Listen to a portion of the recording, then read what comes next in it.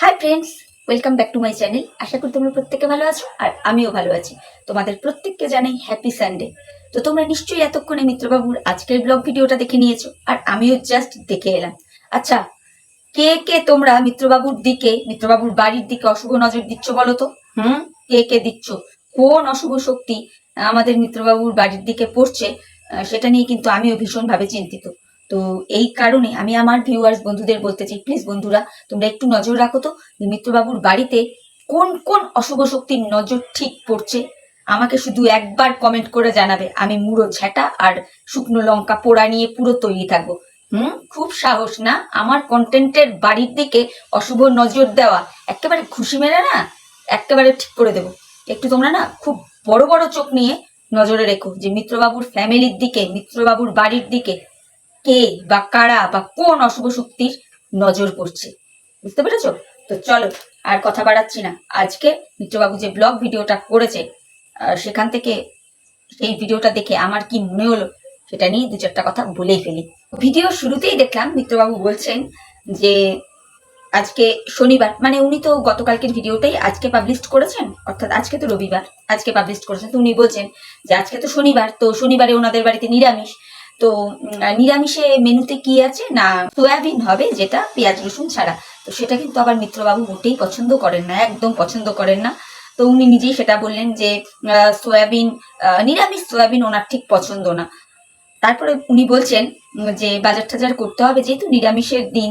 উনি বলছেন ওনার মাকে যে একটু আলু পোস্ত হলে ভালো হয়। একবারও কিন্তু উনি ওনার মায়ের কথাটা চিন্তা করছেন না, তাই না বন্ধুরা? তোমরাও এটা বুঝতে পারছো নিশ্চয়ই যে ওনার মায়ের যে এতখানি সুগার, তারপরে উনি বলছেন যে না আলু পোস্ত হলে ভালো হয়। একটা দিন যে সোয়াবিন দিয়ে উনি ভাত খেয়ে নেবেন সেটা মনে হয় মিত্রবাবুর ঠিক একটা পছন্দ নেই। যাক, উনি তবুও ওনার মায়ের কথাটা চিন্তা করে একবার বললেন, যদিও মা আমার আলু পোস্ত আর কি খাবে না।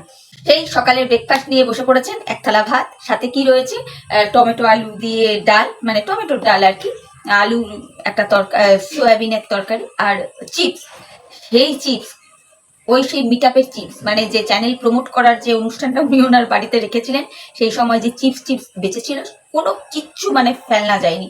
সেই চিপস দিয়ে ওটা ব্রেকফাস্টই হচ্ছিল বন্ধুরা। এটা তোমরাও আশা করি বুঝতে পারছো। যদিও আজকে উনি ওনার ভিডিওতে কিন্তু একবারও বলেননি যে এটা উনি ব্রেকফাস্ট করতেন, কিন্তু বোঝাই যাচ্ছে যে ওটা ব্রেকফাস্টের খাওয়া ছিল।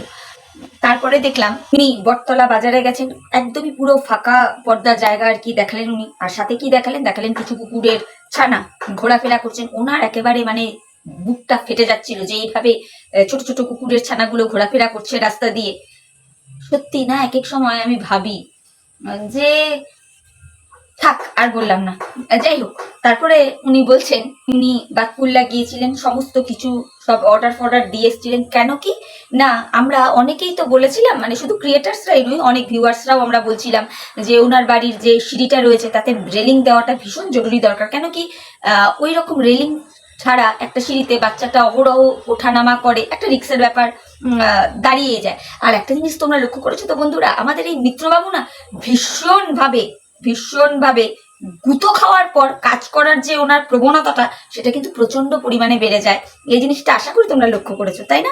ভীষণভাবে অ্যাগ্রেসিভ থাকে যে কতক্ষণে ভিউয়ার্সরা বা কন্ট্রোভার্সি ক্রিয়েটাররা আমাকে গুঁতোবে আর তখন সেই জিনিসটা আমি ফর করে নেব। ঠিক যেমন দেখো যখন ওনার বাবার সাথে ওনার বাচ্চাটাকে পেছনে বসিয়ে বাইকে করে পাঠাতো যে ক্রিয়েটার্সদের আর কিছু ভিউয়ার্সদের গুঁতনি খেলো, অমনি বাচ্চাটা কিন্তু পেছন সিট থেকে সামনের সিটে চলে এলো, তাই না?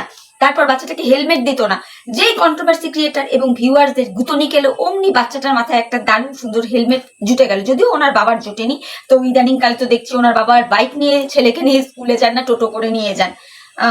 কেন কি মিত্রবাবু নিজেই বলেছেন ওনার বাবার ডিসব্যালেন্স, ঠিক রিক্স পান না, ওই জন্যই মনে হয় এখন বাইকটাকে ছেড়ে দিয়ে টোটোর মধ্যে করে ছেলেকে দিয়ে পাঠান। তো যাই হোক, এটা দেখে বেশ ভালো লাগছে যে মিত্রবাবু ক্রিয়েটার্স এবং ভিউয়ার্সদের গুতুনিকে একটার পর একটা সঠিক কাজ করছেন। তো এরপর মিত্রবাবু বলছেন ওনার ছেলের একটা মানসিক পুজো রয়েছে, তো সেই জায়গায় যাচ্ছে কি ওনার ছেলেকে নিয়ে মাসিমা, মেসোমশাইও যাচ্ছেন। তো মাসিমাকে দেখলাম খুব সুন্দর করে নাতিকে রেডি ফেডি করিয়ে দিয়েছেন আর মাসিমাও খুব সুন্দর করে রেডি হয়েছে। তো বন্ধুরা তোমরা কিন্তু অবশ্যই কমেন্ট করে মাসিমাকে জানাবে ওই চাদরটা পরে মাসিমাকে কেমন লাগছে। যদিও মাসিমা পার্টিকুলার এই কথাটা বলেছে যে যিনি বা যে মাসিমাকে ওই চাদরটা গিফট করেছে তার উদ্দেশ্যে। তো আমিও বলে দিচ্ছি মাসিমা আপনাকে সত্যিই ভালো লাগছিল চাদরটা পরে। আর আপনারা তো গিফট নিতে একটু ভালোই বাসেন, তো বেশ সুন্দর লাগছিল। তো বন্ধুরা, তোমরা কিন্তু অবশ্যই মাসিমাকে কমেন্ট করে বলবে। আর আমি এটা উপযাজক হয়ে বলছি, যিনি আর কি মাসিমাকে ওই চাদরটা গিফট করেছেন, আপনি কিন্তু সবার আগে কমেন্ট করে বলবেন। হ্যাঁ, মাসিমা বারংবার জানতে চেয়েছে যে ওই চাদরটা পরে মাসিমাকে কেমন লাগছে। তো এরপরে দেখলাম ছোট্ট পুচকুটাকে নিয়ে ওনারা সবাই গেলেন সেই কীর্তনের অনুষ্ঠানে। আর তাছাড়া বন্ধুরা, তোমরা তো প্রত্যেকেই জানো যে মিত্রবাবুর ব্লগ ভিডিওর একটা বিরাট বড় অংশ জুড়ে থাকে তার ছেলের অ্যাক্টিভিটিস, মানে যেগুলো উনি বিক্রি করতে ভীষণ ভালোবাসেন। কিন্তু উনি কি বলেন যে না, ভিউয়ার্সরা ওনার ছেলেকে দেখতে পছন্দ করেন। একবারও উনি এই জিনিসটা বলেন না কিন্তু যে উনিও ওনার ছেলের মুখটাকে সোশ্যাল মিডিয়ায় বিক্রি করে প্রচুর রেভিনিউ ইনকাম করেন, এটা বলেন না। সবসময় এই টোটাল বিষয়টা ভিউয়ার্সদের ওপর দিয়েই চালান, তাই না? তো সেই রকমই আমরা দেখতে পেলাম যে অনেকক্ষণ একটা বিরাট অংশ জুড়েই তার ছেলেকে উনি দেখালেন। এরপরে দেখলাম ওনারা কীর্তনে চলে গেলেন। এই মিত্রবাবু বলছেন যে 4টা বেজে গেছে, খাওয়া দাওয়া তো করতে হবে। কিন্তু একটা জিনিস লক্ষ্য করে দেখো বন্ধুরা, এই কিছুদিন আগে এই মিত্রবাবু বলছিলেন যে ক্রমশ ক্রমশ নাকি তারা তাদের দুপুরের লাঞ্চ টাইমটা নাকি এগিয়ে আনছে। অ্যাকচুয়ালি একটা বাংলায় প্রবাদ বাক্য আছে না, ওই যে কার যেন লেজ একটা হাজার টানলেও সোজা হয় না, অনেকটা ওনাদের ব্যাপারটা ঠিক সেই রকম। তো তারপরে দেখলাম যে মিত্রবাবু নিজের হাতে ভাত ফাত বেড়ে খাচ্ছেন। এই জিনিসটা দেখে ভালো লেগেছে যে না, কিছু একটু হলেও তো উনি করছেন। কেন কি, উনি যতক্ষণ ব্লগ করেন উনি ওনার মায়ের কাজ দেখান, ওনার বাবা কি পরিমাণ অক্লান্ত পরিশ্রম করেন এই বয়সে এসে সেগুলো দেখান। কিন্তু ভিডিও শেষ করার আগে উনি নিজে বলেন ওনার নাকি পরিশ্রম হয়েছে। তো সেই জায়গাটার থেকে মনে হলো যাক, একটা দিন হলেও তো উনি নিজের হাতে ভাত ঠাত বেড়ে খাচ্ছেন, তাই না? তো এটা দেখে বেশ ভালো লাগলো। কিন্তু একটা জিনিস জানবে, ওনার কিন্তু 4টার খাওয়ার টাইমটা 4টাই রয়ে গেছে। ও, আর একটা কথা তো বলতেই ভুলে গেছি, সেটা হলো ওনার যে চোখটা লাল হয়েছে, তোমরা কিন্তু কেউ ভাববে না চুল্লু খেয়েছে, বাংলা খেয়েছে।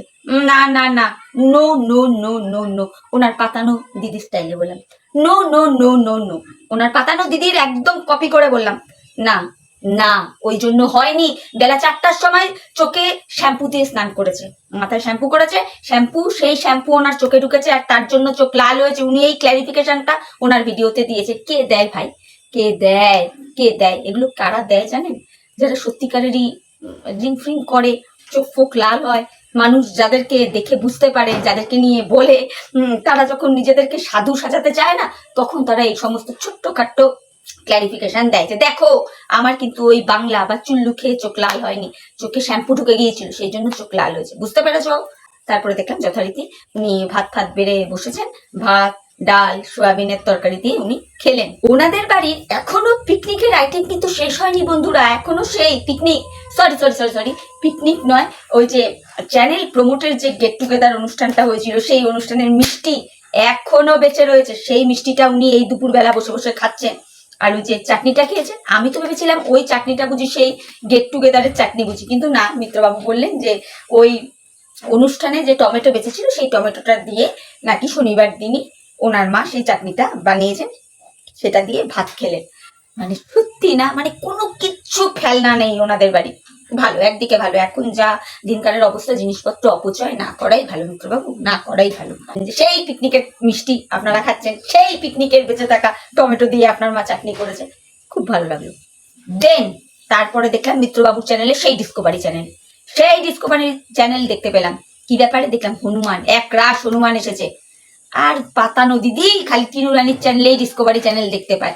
আরে আমাদের মিত্রবাবুর চ্যানেলে ডিসকভারি চ্যানেল মানে কি বলবো, কত প্রমিনেন্ট ভাবে দেখাচ্ছে আমাদের মিত্রবাবু যে হনুমানগুলো আমরা পেরে পেরে নষ্ট করছে, খাচ্ছে। এমন ভাবে মিত্রবাবু বলছেন যেন হনুমানগুলো মানুষের কথা বোঝে। এই আমরা তোরা খেয়ে নিচ্ছিস কেন, আমরাগুলো আরো বড় হবে না। না না না, যদিও বুঝি উনি ওনার বাচ্চাটাকে মজা করেই বলছিলেন, যেহেতু আমাদের ছোট্ট পুচকু সোনাটা বলছিল যে ওইগুলো তো আরো বড় হবে তারপরে খাবে, সেই জন্যই উনি বলেছেন।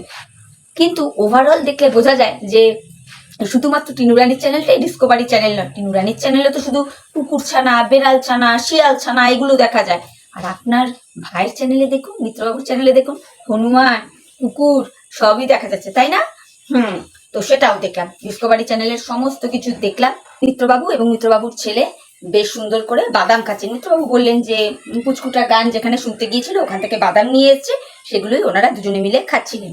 তারপর উনি বললেন যে উনি যে পুট্টি ফুট্টি আনতে গিয়েছিলেন, পুট্টি সিমেন্ট ওগুলো সব নিয়ে এসছেন, চতুর্দিকে মার্বেল ফার্বেল লাগাতে হবে ওনার ঘরগুলোতে, যেগুলোতে আর কি বাকি আছে, রেলিংও দিতে হবে। বাড়ির ওপরটা খুব সুন্দর করে করাটা আগে প্রয়োজন। হ্যাঁ, টিনুরানির পয়সা ঝেপে করছেন, তো স্বাভাবিক ব্যাপার। আর ওই যে আমি ভিডিও শুরুতেই বললাম যে উনি কন্ট্রোভার্সি ক্রিয়েটারদের এবং ভিউয়ারদের গাতন খেলে উনি অনেক কিছুই করেন। উনি নিজেই বললেন যে হ্যাঁ, তোমরা অনেকদিন ধরেই বলছো যে সিঁড়িটাতে রেলিং দিতে হবে, তো সেইগুলো উনি করবেন আর কি, সেই রকমই উনি বললেন। ওনার বাড়িতে 4-5 মাস কাজ বন্ধ ছিল, উনি নিজেই মন মন করলেন, মানে মিত্রবাবু মনে মনে ভাবলেন যে না, এইভাবে কাজ বন্ধ রাখা ঠিক নয়, কাজটা আবার নতুন করে শুরু করতে হবে, তো তাই উনি শুরু করতে চাইছেন। তো ওনার বাড়ির কাজ আবার শুরু হতে চলছে, এটাই আর কি উনি বোঝাতে চাইলেন যে 3-4 মাস বন্ধ ছিল, আবার নতুন করে কাজ উনি শুরু করতে চাইছেন। অ্যাকচুয়ালি কি বলতো বন্ধুরা, কুদৃষ্টি পড়েছিল মিত্রবাবুর ফ্যামিলিতে, কুদৃষ্টি পড়েছিল, যেটা মিত্রবাবু বললেন যে কুদৃষ্টি পড়েছিল বলে মানে এত হ্যাজার্ড আসছিল। এখন আবার উনি নতুন করে আর কি করবেন, হওয়া কাজ বন্ধ হয়ে যায়, কুদৃষ্টির প্রভাব পড়েছিল। মানে তোমরা বুঝতে পারছো মিত্রবাবুর অবস্থাটা কোথায়। তার এই যে ঘর বাড়ি রং হচ্ছিল না, সবকিছু আটকে পড়েছিল, কেন না কুদৃষ্টির প্রভাব পড়েছিল, কুনজর পড়েছিল। এই কারারে কুদৃষ্টি দিয়েছিস, কুনজর দিয়েছিস? আমি আমার ভিউয়ার্স বন্ধুদের বলছি, তোমরা পুরো নজরদারি করো তো যে কারা মিত্রবাবুর বাড়িতে কুদৃষ্টি কুনজর দিয়েছে। আমি একেবারে মুড়ো ঝেঁটা আর শুকনো লঙ্কা পোড়া নিয়ে তাদের মুখে একেবারে মুড়ো জেলে দিব। হ্যাঁ, খুব একেবারে না। সে তার বাড়ির দোতলা ঠিকঠাক করবে, রং করবে, টাইলস বসাবে, মার্বেল বসাবে, রেলিং বসাবে, তার বউয়ের পয়সা ঝেপে দিয়ে তোমরা কুদৃষ্টি দাও, তাই না? খুব একেবারে। তারপর মিত্রবাবু বলছেন যে খুব সুন্দর করে নাকি উনি সংসারটাকে গুছিয়ে নিচ্ছিলেন, সেই জিনিসটা ভেঙে গেল, উনি আবার নতুন করে সংসার গোছাতে চাইছেন। তো মিত্রবাবু আপনাকে বলি, সত্যিই কি আপনি সংসারটাকে খুব সুন্দর করে গুছিয়ে নিতে চাইছিলেন? যদি গুছিয়ে নিতে চাইতেন না, তাহলে আপনার বউ বেচতে আপনি ওয়াইটিতে আসতেন না। এটা বলতে বাধ্য হলাম।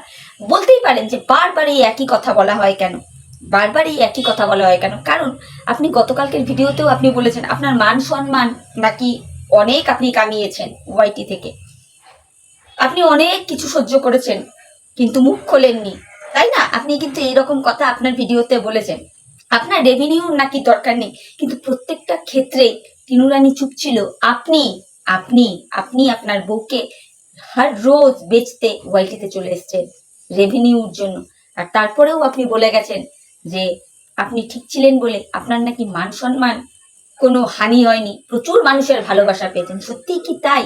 এটা জোক নয়। আর সেম জোক আজকেও আপনি মারলেন, সেম জোক আজকেও আপনি মারলেন যে আপনি সংসারটা বাঁচাতে চেয়েছিলেন, সুন্দর করে একটা সংসার করতে চেয়েছিলেন, কিন্তু সেই সংসারটা হয়নি, আপনি নতুন করে আবার তৈরি করতে চাচ্ছেন।